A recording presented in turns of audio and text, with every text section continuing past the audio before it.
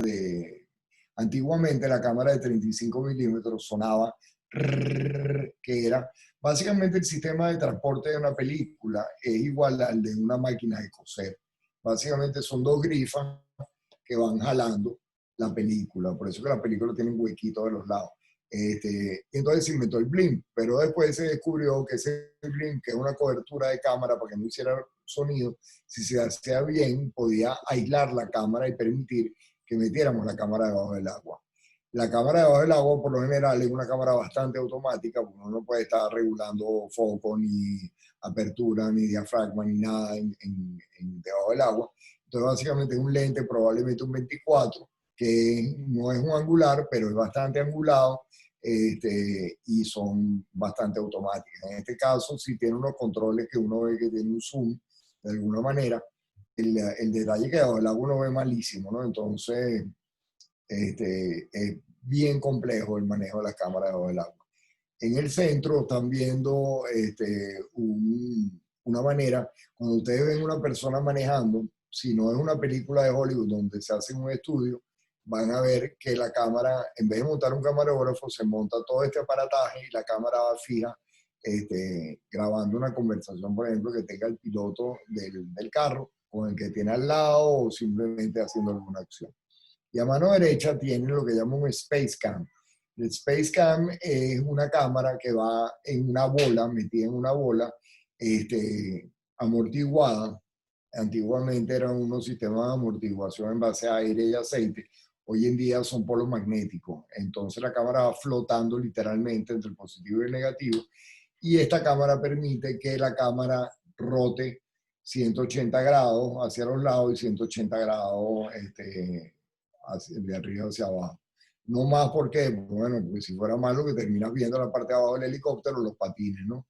Esta cámara hoy en día cada vez se usan menos porque hoy en día se están usando los drones más, pero hay ciertas escenas que requieren del camarógrafo, de la intervención del camarógrafo en situ, cambios de foco, cambios de diafragma, una cantidad de cosas que son más difíciles de hacer en un dron. Y entonces, claro, y además si es una cámara muy grande. ¿Aló? Ajá. ¿Alguna pregunta? Bueno, entonces se usan helicópteros. Claro, una hora de helicóptero son $3,000, $4,000, ¿no?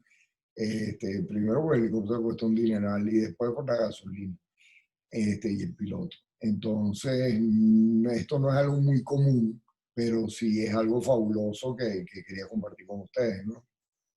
Ok, próximo. ¿Alguna pregunta sobre esto?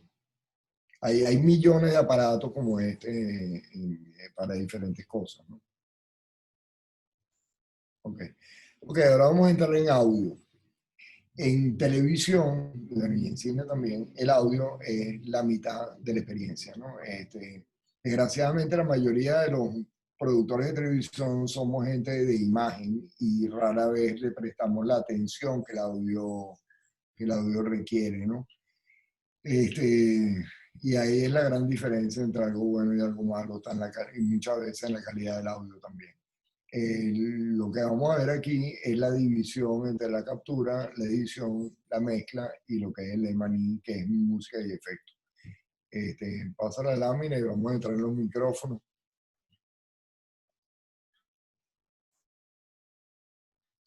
Bueno, vamos a entrar primero, por supuesto, en el personal técnico. El equipo de audio se divide entre el ingeniero principal y su asistente, que es la persona básicamente que tiene el mejor oído del equipo y está escuchando lo que está registrando los micrófonos, ¿no?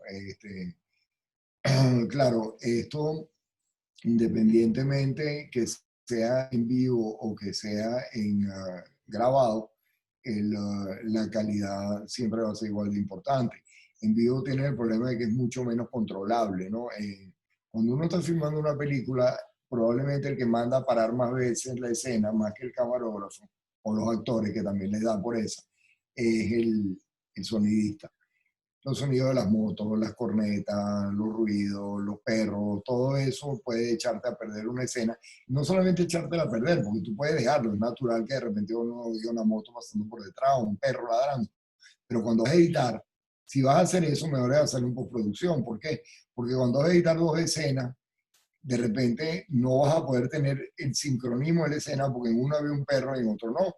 Entonces, preferiblemente lo ideal es no tener ningún tipo de sonido, sino lo que se está grabando. Y después, si tú le quieres agregar sonido de perro, se lo hagas en postproducción, ¿no? O sonido de sirena o motorizado o lo que uno quiera, ¿no? Es mejor llevar el sonido limpio que llevarlo con esa cosa porque pueden dificultar después la edición. Ok, el microfonista o sonidista, también depende, como aquí le tenemos un poco de términos locos a las cosas. En realidad la palabra, el sonidista es un tipo muy venezolano que hace de microfonista, hace ingeniero de sonido, hace carga cable, hace un poco a lo venezolano, hace de todo. Pero en realidad el término para el que maneja el micrófono es microfonista. Y boom man, cuando ese micrófono está en un palo, yo no sé si ustedes han visto las filmaciones, que hay una escena y hay un tipo con un palo, con un micrófono al final, que va siguiendo la escena, porque por lo general uno microfonea de dos maneras distintas, ¿no? Direccional y ambiental. El direccional viene siendo la balita, pongamos, que ya vamos a ver más adelante, que tiene el actor escondido en el vestuario, y, y ese es el sonido direccional, es un sonido que va directo al micrófono, y después tiene un sonido ambiental que recoge, digamos, en una conversación tú vas a tener dos direccionales, uno en cada actor, y un ambiental de los dos actores hablando al mismo tiempo. Eso es lo que se registra con el boom, que básicamente él puede ir siguiendo la acción con el micrófono. Después pasamos ya al estudio. En el estudio tú tienes un editor que básicamente quien escoge los planos de sonido y los pone todos juntos, que muchas veces también es el mezclador. En los Estados Unidos, por supuesto, hay un editor y hay un mezclador, un mixer, que es quien ecualiza eso y lo va mezclando dependiendo de corrige los niveles, mezcla la escena, le mete los efectos, en fin. El Foley Artist es uno de los personajes más divertidos en la industria del audio para la televisión y el cine, que es básicamente quien recrea efectos que no están, digamos. En cine originalmente el sonido se grababa distinto a la cámara, porque la cámara de película no tenía sonido. Entonces, todo lo que son ruidos ambientales se ponían después en postproducción, digamos, el tipo andando por la escalera, el sonido de la campana, del timbre, lo que fuese. Ahorita les voy a enseñar cómo es un estudio de Foley, ¿no? Eso se hace en un proceso que se llama ADR/Foley, que ADR, Audio Digital Replacement, reemplazo digital de audio. En los Estados Unidos, que yo creo que yo se los mencioné, y en Europa, el sonido que se graba en locación nunca es el sonido final. Es nada más que un audio de referencia para poder hacer la postproducción. Después que se edita, los actores vuelven al estudio o van al estudio de audio y doblan sus propias voces. Eso es lo que llamamos ADR. Y el Foley son los efectos, el doblaje de los efectos que no se registraron en escena. Y después, por supuesto, también músicos, locutores, actores de doblaje y una serie y una fauna bien particular que rota alrededor de cada producción. Próxima lámina. ¿Alguna pregunta de estos personajes?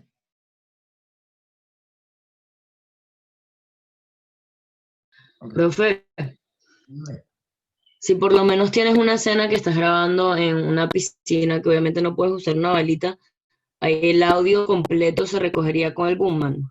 Sí, señor. Okay. Exactamente. Buen punto. Porque no le puedes poner, a menos que se lo metas en el pelo, ¿no? Y si se mete al agua no te cuento lo divertido, la cara del tipo de audio que le metan su balita dentro del agua, ¿no? Sí, se hace eso o se hace también, se hace referencia y después se hace un ADR de la conversación, pero por lo general esa es la manera en que se registra. con un boom.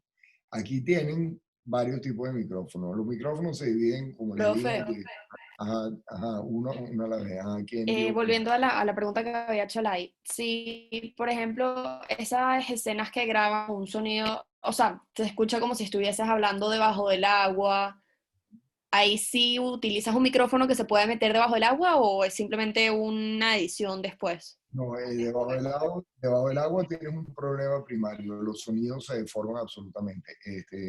No hay manera de reproducir un sonido del agua.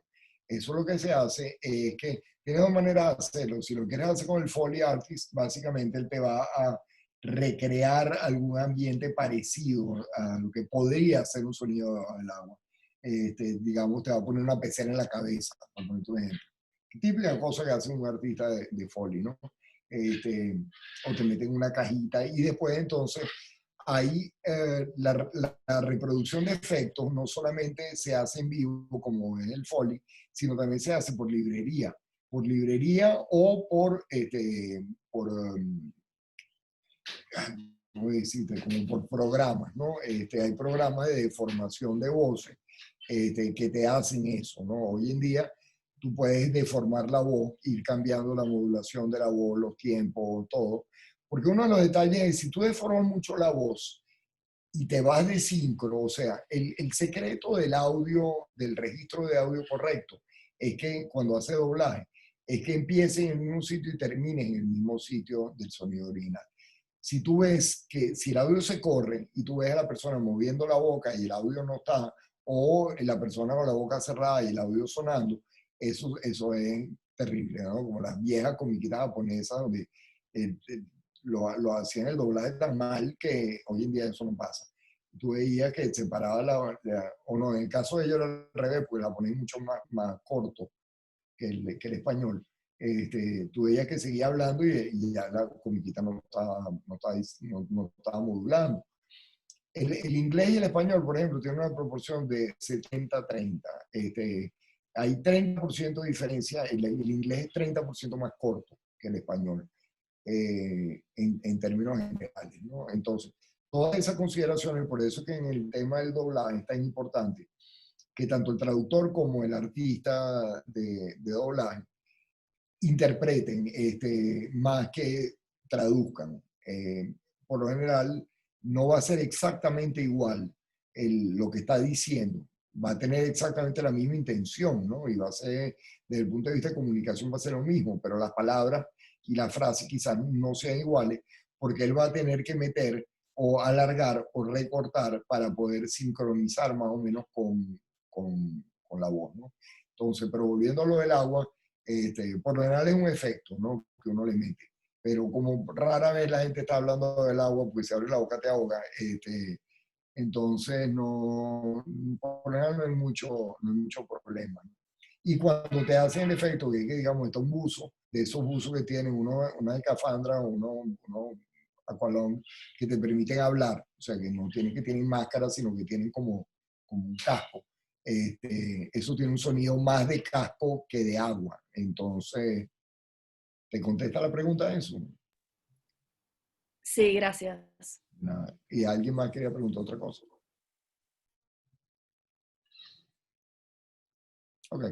Ok, aquí tiene varios tipos de micrófonos. Tiene un micrófono de boom a mano izquierda, un micrófono de entrevista o una barquilla que le decimos, una balita, Roland Schwartz, o un micrófono de pie.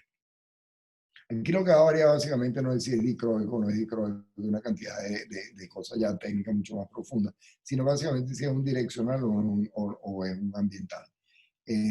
Por lo general hay micrófonos que hacen las dos cosas y tú le vas cerrando, igualito que un lente, ¿no? Igual que un zoom.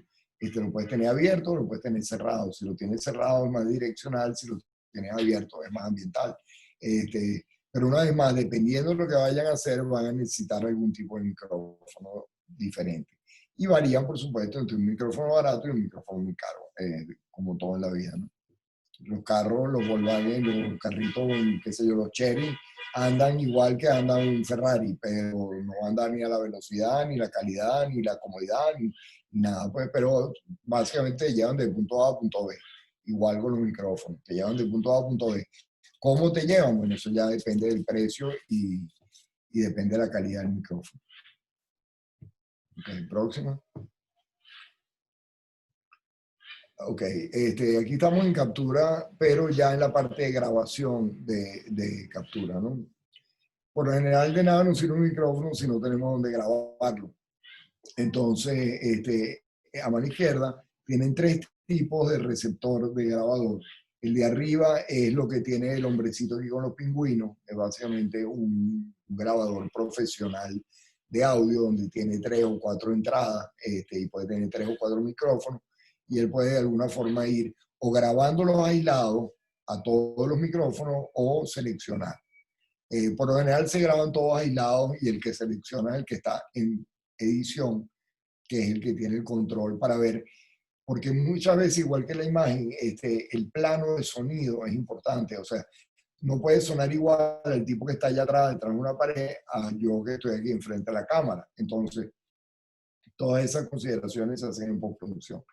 Abajo tiene un Tascam portátil pequeño, que permite también grabar, va a tener menos entradas, pero es más cómodo porque es más pequeño, entonces casi que cabe, no diría que un bolsillo, pero sí, sí es más. Y a mano izquierda tienen básicamente el transmisor de una balita. El transmisor de una balita por lo general está conectado, esto no graba, sino que está conectado vía inalámbrica con un grabador, que puede ser el de la derecha o el de arriba. Y el otro lado de la imagen tienen ya un grabador profesional de estudio. Ese es el material que tú llevas, o a menos que estés grabando en el estudio algún audio, que también lo grabas aquí, tú llevas el material que está grabado de aquí, lo pasas aquí, y entonces él puede operar en lo que vamos a ver en la próxima lámina, que es básicamente la consola de edición y de mezcla. ¿Pasa? ¿Alguna pregunta de esto? Ok. Bueno, ya estamos en el estudio, ya grabamos a los pingüinos. Ahora vamos a editar y a mezclar la conversación de los pingüinos sobre una música, no sé, cualquier cosa, ¿no? Entonces, lo que están viendo arriba es la pantalla. Bueno, a mano izquierda están viendo la consola en general, donde tiene todos los canales de audio, control. Si ustedes ven, tienen una rayita. Eso, bueno, aquí hay posibilidad de usar esto en 2 partes, pero una buena consola. Cada una de esas rayitas es los controles de lo que llaman un canal de sonido. Tú puedes agarrar y entonces tienes en un canal tienes la voz 1, en el canal 2 tienes la voz 2, en el canal 3 tienes la voz 3 y después tienes los efectos, la música, qué sé yo, cualquier cosa que se te ocurra. La música puede estar aislada, tienes la guitarra, tienes la batería, tienes los bajos, y entonces en la mezcla básicamente vas a ir, primero vas a editar, primero vas a escoger cuáles son las tomas que tú necesitas, y la vas a poner en orden secuencial, ¿no? De principio a fin. Y después, una vez que los tienes así, tú estás viendo lo que tienes en la pantalla abajo, es ya la mezcla, o sea, qué tan duro suena la música cuando el tipo habla, qué tanto suena el instrumento X cuando el efecto pasa. O sea, ya son decisiones de postproducción de audio y se divide en eso. Captura primero, bueno, tienes librería y Foley que tú vas a tener en otro, que es ya música en vivo, música incidental, música, canciones, en fin. Y aquí es donde se ensambla la base del audio, ¿no?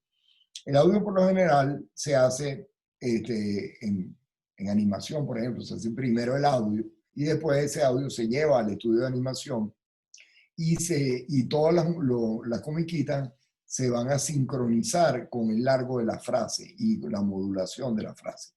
En televisión y en cine se hace distinto. Primero se hace una base de audio que nos permite trabajar y después que se edita se hace lo que llaman el sweetening. El sweetening es básicamente ya la mezcla final y los efectos, porque puede que en edición hayamos puesto un efecto o hayamos puesto una escena que tiene un ruido en particular que no estaba considerado en la banda original y después entonces en la postproducción de audio final, se le ponen esas cosas y entonces ya tú vas a ver si la mezcla te quedó bien o tienes que hacer alguna corrección. ¿Hay alguna pregunta? Me imagino que no. Ok, dame la próxima lámina. Ok, música de efecto. Música de efecto se divide en dos partes, ¿no? Música y efecto. Aquí lo que estamos viendo es una consola Solid State Logic, que es posiblemente la mejor consola que existe, grabando a lo que viene siendo John Williams mientras está haciendo la música de Star Wars. La música, probablemente el señor Williams tiene una inspiración en base al guión, él más o menos diseña cuál va a ser la música que va a hacer, pero una vez que está filmada la película, ellos proyectan la película, en este caso, esto es lo más sofisticado que hay, por lo general no hay orquesta, sino que hay músicos aislados, o una música grabada, o música de librería. En este caso, por supuesto, es todos los hierros, ¿no? Ustedes en aquel estudio maravilloso, con aquella pantalla, donde va transcurriendo la película, y él se va asegurando que la música que escribió está acorde a la imagen que está viendo. Entonces, ¿qué pasa? Él de repente ve algo que no estaba en el guión, que improvisó el director en el medio del rodaje, y entonces, bueno, le va a crear algún mood distinto a lo que él tiene en su partitura original. La partitura original tiene la idea de la música, y tiene la música, pero la realización final se va a hacer contra imagen. Por eso ustedes ven este set así. Entonces, bueno, esto es lo más sofisticado que hay en música para películas, porque, bueno, por supuesto, John Williams tiene más Óscares que nadie y su película, esto de dar clase en casa es una locura. Permítanme un segundo.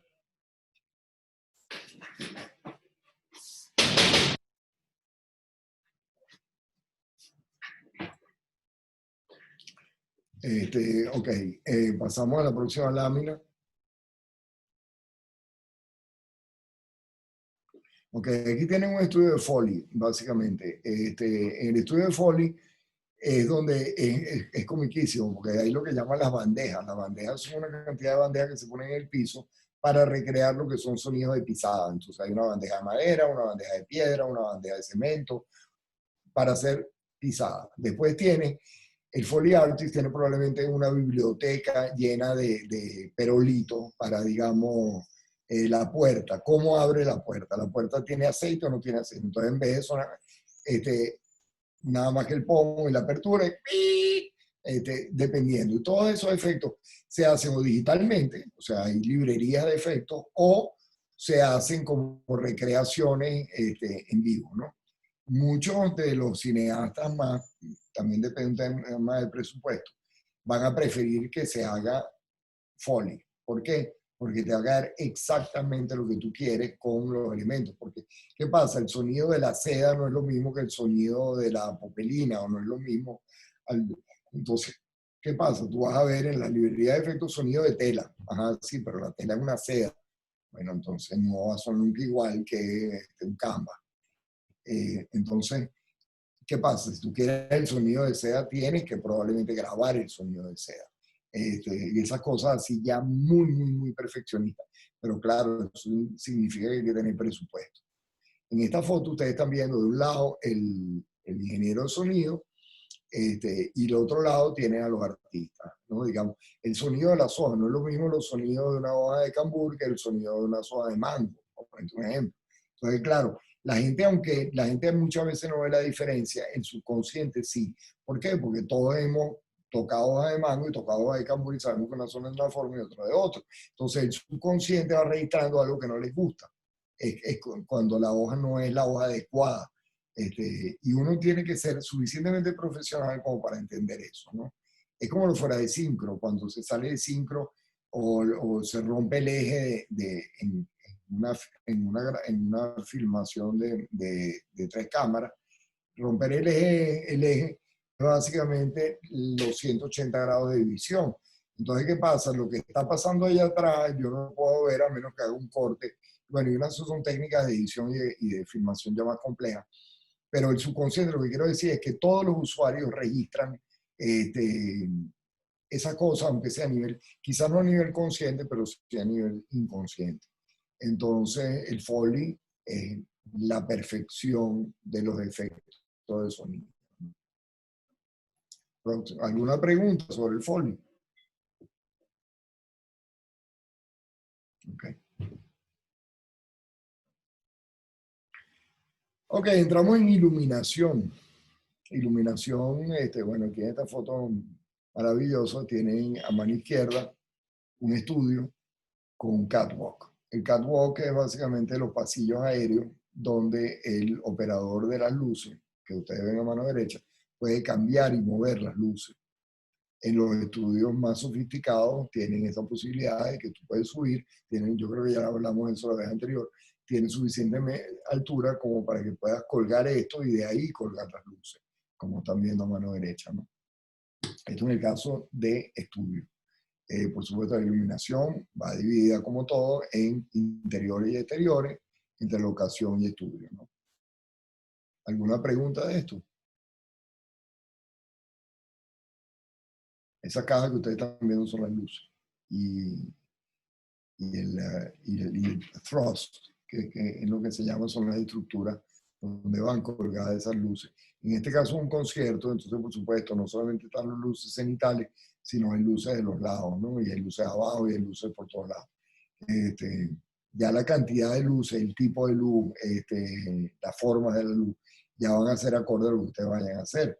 Hay sobre 200 posibilidades distintas y esas posibilidades están directamente relacionadas con lo que ustedes quieren hacer. Entonces, el plan no puede ser un plan abierto, sino un plan específico en base a lo que vayan a grabar. Ok, dame la próxima lámina. Ok, quizás debía haber empezado por aquí. Igual que en los anteriores, tenemos un director técnico, que es el director de iluminación. Puede ser el director de fotografía, dependiendo. Si es un concierto, hay un director técnico de luz y hay un director de fotografía, son dos cosas distintas. Pero si es una filmación, por lo general, el director técnico de luces va a ser el mismo director de fotografía. Tenemos también el quien controla esas luces, sería lo equivalente, no sé por qué puse videotape, pero es el equivalente. Y tiene un media manager, que es quien setea. Hoy en día las luces son, la mayoría son electrónicas y son programables, sobre todo en los conciertos, ¿no? Entonces se hacen coreografías de luces desde una consola, cosa que no pasa en una filmación. En una filmación cada luz se va a manejar distinta. En este caso no, aquí son paquetes de luces, digamos, robotizadas que hacen este movimiento, mientras estas hacen así y estas hacen así, ¿no? Y toda esa coreografía es programable por un media manager y un director técnico de iluminación. Por supuesto, están los gaffers, los eléctricos, los planteros y los grip, que van a montar las luces, que las van a enchufar. Diga. ¿Cuál era el otro que no era videotape? No, es un operador en realidad. Lo que pasa es que por cuestiones de rapidez, yo a veces agarro las láminas y las reproduzco y le voy cambiando cosas. Entonces, viene siendo el operador. Y el media manager, más quien se encarga de que esos settings queden grabados, que esa data se mantenga, ¿no? Más que el diseño de qué luz entra, en qué momento, cuánto tiempo dura, cuánto ilumina, que eso ya lo hace más el operador o el director técnico, ¿no? De iluminación. Esto sobre todo en conciertos, en particular, o en juego, digamos, o en Quién quiere ser millonario. Yo no sé si ustedes se han fijado en Quién quiere ser millonario, que siempre abre con un movimiento de grúa, con unas luces robóticas que se abren y entonces y el sonido va. Entonces, bueno, dice, dejarse. Para los que conocen Quiere ser millonario, que es un programa muy conocido desde hace muchos años, que aquí hacía el doctor Eladio Lares, pero lo hacía Regis Philbin en los Estados Unidos. En cada país hay un personaje muy conocido que hace ese programa. Ya no sé si se está haciendo todavía, pero fue un programa muy célebre hace unos años. Y por supuesto el grip, que se va a encargar de amarrar todas esas luces y pegarlas y montarlas donde y un Dolly Crane Operator, porque aquí también a veces esto es ya mucho más raro. Yo lo he hecho, pero no es común. Tienes luces en movimiento, pero no en movimiento robótico, sino que tú pones a rodar las luces o las levantas. En una filmación lo puedes hacer, no vas a tener 300 luces, pero como no vas a tener las 300 luces, tú básicamente lo que haces es montar la grúa, montar la luz en una grúa, si necesitas un movimiento de luz, por ejemplo. O un movimiento lateral, no vas a montar todo el aparataje que lleva un concierto, sino simplemente poner unas luces en el bol. Eso es muy raro, pero quería que lo supieran también. Ajá, próximo. Ok, aquí tenemos básicamente lo que es iluminar en locación. En locación tú tienes que recrear, más que la luz, porque la luz es relativamente fácil de manejar, es complejo, pero es más fácil. El problema de la locación es siempre el tema del sonido. ¿Por qué? Porque siempre están los perros motorizados y las cornetas, ¿no? ¿Qué haces tú en una locación en cuanto a iluminación? En el lado izquierdo, que tiene una entrevista, básicamente lo que te va a ocupar es de iluminar bien a los entrevistados. En el lado derecho, donde tú probablemente vas a tener una escena en una clase, lo que vas a querer, más que iluminar las caras de cada uno de ellos, es recrear el ambiente de la clase, no importa lo que pase afuera. ¿Por qué? Porque si pasa una sombra, pasa una nube, por ejemplo, y tú estás iluminando con luz natural, te va a cambiar la iluminación. Entonces, ¿qué haces tú? Recreas la luz del sol artificialmente, pero entra por el mismo sitio. Entonces, ¿qué te permite esto? Trabajar con un plano abierto, donde van a intervenir varios personajes. Después esto se complementa con, digamos, si esta clase está llena de gente y hay alguien que se para a hablar, después se hace ese plano y se ilumina ese plano de la persona hablando, pero tú haces el establishing shot donde tienes a todo oyendo y ver dónde es que se paró el tipo que fue a hablar, ¿no? A pedir la palabra. Entonces, estos son dos maneras distintas de iluminar una locación. Para depender una vez más, cómo eran, depende de qué es lo que voy a hacer. Entonces, dependiendo de lo que voy a hacer, voy a llevar equipo para poder hacerlo, ¿no? En este caso ahí, fíjense las posiciones de cámara. Esta cámara que tiene más cerca está tomando al entrevistador y la cámara que está más lejos es la que tiene a los entrevistados. Entonces, por supuesto, unas luces están para él y unas luces están para ellos con su contraplano, con su contraluz correspondiente. Ok, próximo. Ok, la iluminación de exteriores. La iluminación de exteriores, la gente dice, bueno, pero es que exteriores es la luz del sol. No, pero la luz del sol cambia, las nubes pasan, sobre todo las nubes. Entonces, ¿qué pasa? La lectura en el fotómetro con luz directa del sol te va a dar distinta a la luz directa con una nube.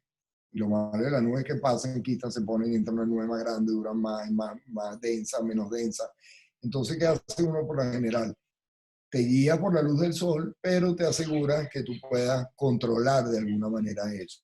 ¿Cómo se controla eso? Bueno, en el lado derecho, ustedes están viendo un carro. En ese carro tienen un poco de pantalla. Esa pantalla no solamente filtran diferentes stops de luz solar. Ah, bueno, eso es otra. No es lo mismo una luz a las 9 de la mañana que a las 12 del mediodía. No solamente por posición, sino por densidad de luz. Varía la temperatura, el color varía absolutamente. Entonces, como tú no puedes tener eso, pero en una escena todo va a parecer que en el mismo minuto, pero eso se hizo durante todo un día. Tú tienes que asegurarte que la luz vaya absolutamente consona en todos los planos, sea igual, porque tú no puedes cortar a menos sol o más sol en la misma escena. La gente automáticamente, el subconsciente del espectador va a decir, espérate, que esto está mal hecho. Puede que no llegue a ser consciente, pero hay algo que le va a molestar, ¿no? Entonces, eso es lo que tú compensas. Y eso es lo que tú te aseguras que puedes hacer. Y entonces, bueno, te la pasas cargando un poco de luces por una calle, que es un peligro y un fastidio, pero es Después cuando ves la imagen vale toda la pena. Ok, próximo. Ok.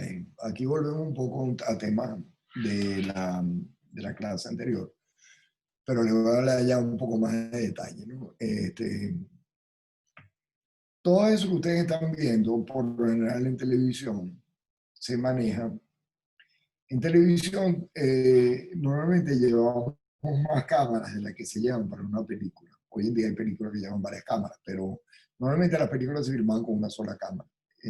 Eso irá complicando, la cantidad de cámaras complica la iluminación. ¿Por qué? Porque el mismo personaje visto desde dos ángulos tiene dos lecturas de luz distintas. Entonces hay que asegurarse o que se filma primero una y después la otra, y si la vas a filmar en las dos al mismo tiempo, tienes que asegurarte que la lectura de luz de los dos lados sea la misma. Pero bueno, ya entrando a la cabina del director, todo eso está controlado de alguna manera, sobre todo en televisión, por un director.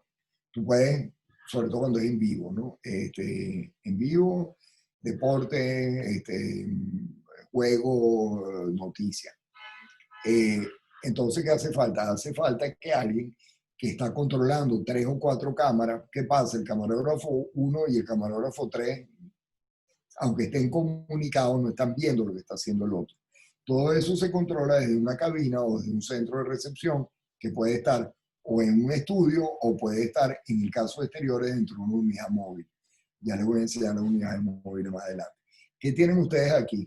Bueno, ustedes tienen el centro, tienen el director, después tienen al asistente de dirección, después tienen a alguien de sonido, que por lo general sé que es alguien de sonido por el tipo de consola que usa, pero normalmente la persona de sonido está aislada. Y después tiene el operador de gráficos y tiene un productor. Y tienes arriba no solamente las cámaras que estén jugando, sino el material que vas a rodar desde la librería. Digamos, se cayó un avión en tal lado. Bueno, está el que da la noticia hablando del tema del avión, pero las imágenes del avión están en una máquina. Entonces el director básicamente aprieta en la switchera que tiene enfrente, en el momento que el guión lo especifica, marca y entra la imagen del avión estrellado, ¿no? Por poner un ejemplo.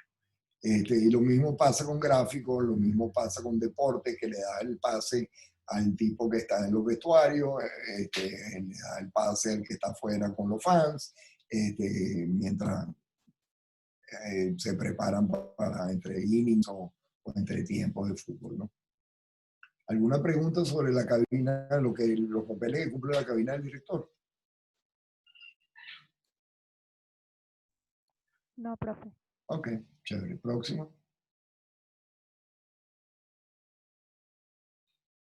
Profe, ya se va a acabar el tiempo, creo. Ok.